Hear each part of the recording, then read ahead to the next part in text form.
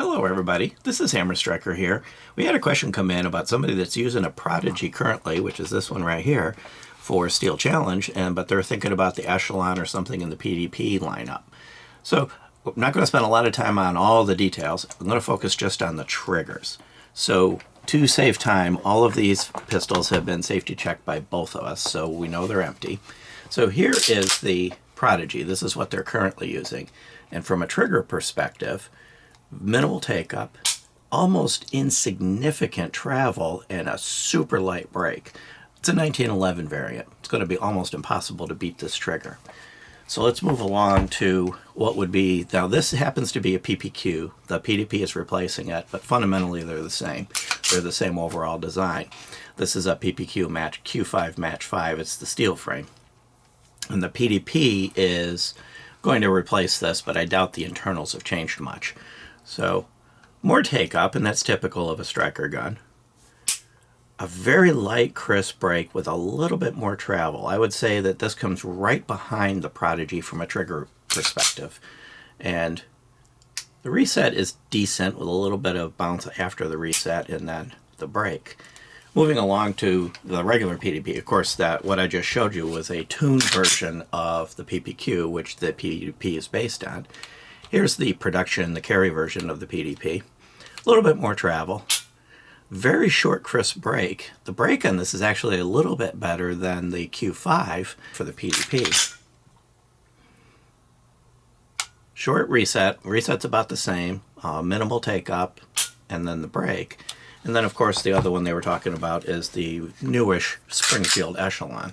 This is an awesome pistol. Less take-up than either of the two. A little bit stiffer break, but a very defined, crisp break.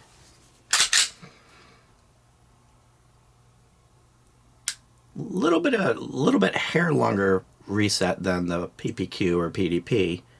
And again, a slightly heavier break, maybe about a half a pound. It's an almost unnoticeable difference, but short and crisp. So as the triggers go, I would say the 1911 variant, the Prodigy, that's going to be unbeatable. You just can't beat a 1911 trigger.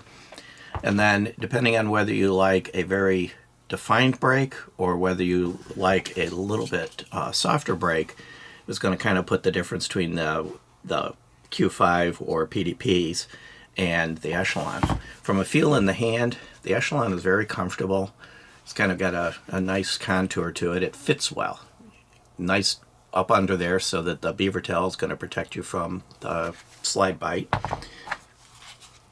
PDP's grip is nice, but it's going to be more of it either fits your hand or doesn't. Of course, you do have replaceable back straps on both the Echelon and the PDP, so you can adjust it a little bit. Kind of like the feel of the Echelon in my hand a hair better. Of course, now as you get into the steel frame guns, you're going to feel some weight, and they tend to have a little bit kind of a heavier feel of the grip. Nice beaver tail on the Q5. I do believe they've retained that on the PDP variants.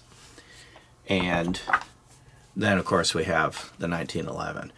And it's hard to beat a 1911 just for overall feel, operation of the machine. This happens to be a double stack, so that it's got decent capacity, unlike a typical 1911. And by the way, all these are chambered in 9mm. So kind of give you a little bit of idea. It's kind of the answer to the question is going to kind of come down to what you like and exactly how you want it to feel. But the triggers on these are all so close that I would say that other than the 1911 trigger absolutely being the top, it's going to be hard to choose between these merely because of the trigger. Beyond that, if you like our videos, please give us a thumbs up, share, subscribe, click that bell up there to be notified if you do. Check us out on Facebook, Instagram, Player, Rumble. We're pretty much everywhere. And thank you.